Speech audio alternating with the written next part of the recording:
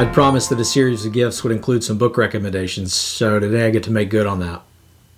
I want to introduce Mike Fransen, author of The Legacy Business. Here's some screen grabs from their website so you can visualize the kind of work that Mike and his organization are about, including the mission, some neat values.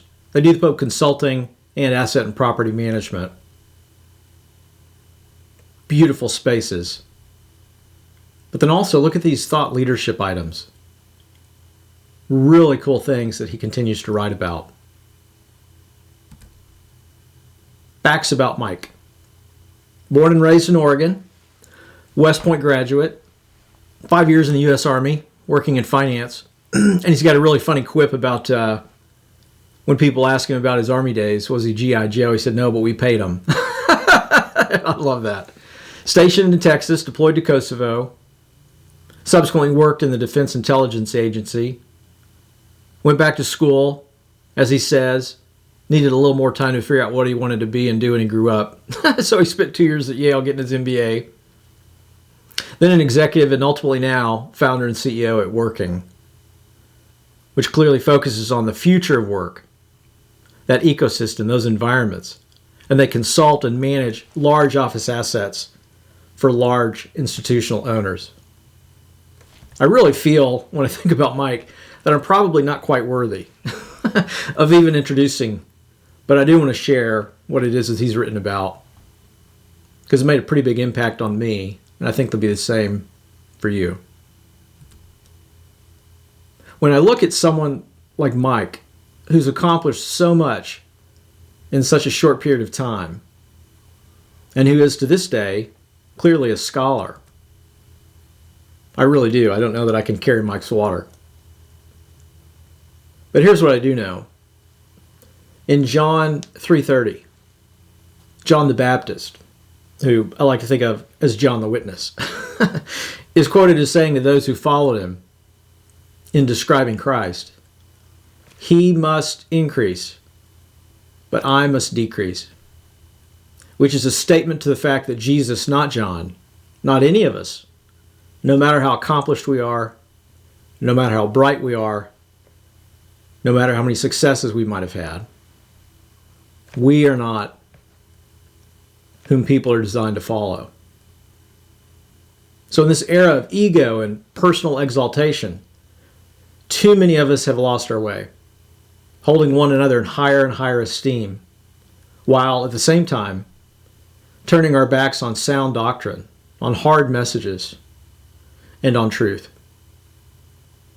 To embrace instead fables and fantasies and other things that serve to simply confirm our own biases and beliefs.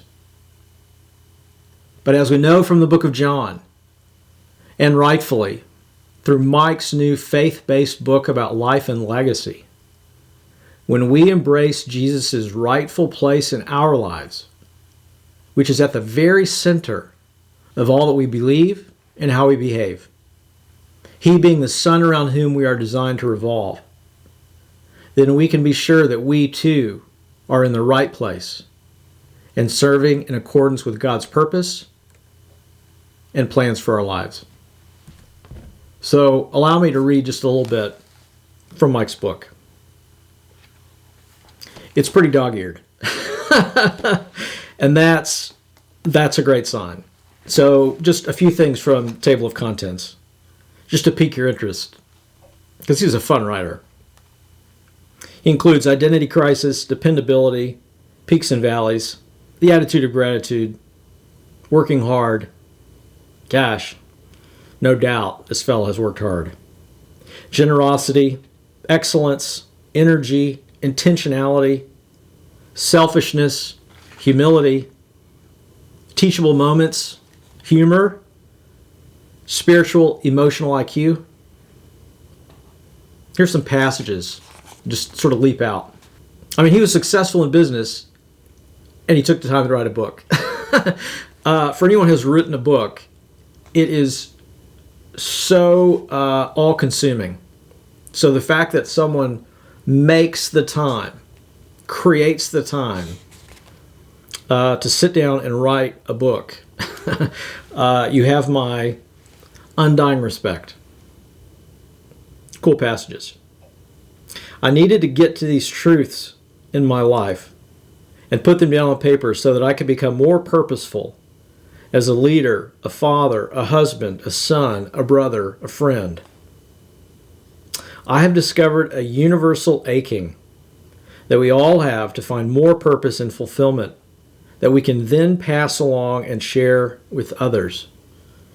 The nagging question I must answer each day is, will I let Him into my heart to do that work? He has clearly let Him in, and God is at work in Mike and through things like this. Another passage. At times, I so badly wanted to see the entire layout of my life.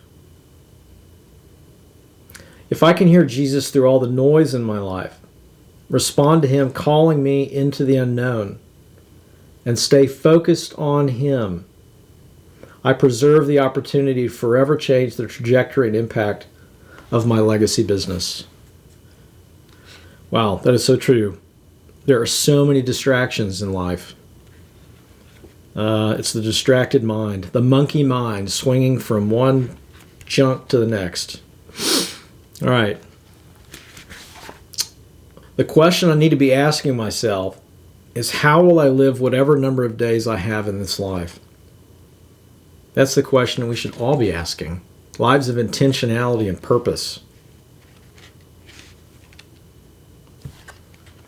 And then he closes. It is my hope that somehow this book has encouraged you to begin or to continue on the journey toward greater purpose in your life. A godly purpose. There is no higher calling for any of us than to follow Christ. When I reflect on this book, which, by the way, is available in every imaginable format, Kindle, hardcover, paperback, audiobook, Mike's even narrated that himself. You can also find it, in addition to Amazon, on Apple Books, Google Play Books, Kobo, audiobooks.com, Nook, eStories, and on and on. It's not going to be hard to find. Just punch in the legacy business, Fransen, S-E-N. I'll include in the description below some links I would suggest for those of you that are leaders, and particularly faith-based leaders, that you read this book and that for 2023 you gift it to those that you care about. Those in your life who are trying to make a difference that's not just temporal, but in fact eternal. Go get them.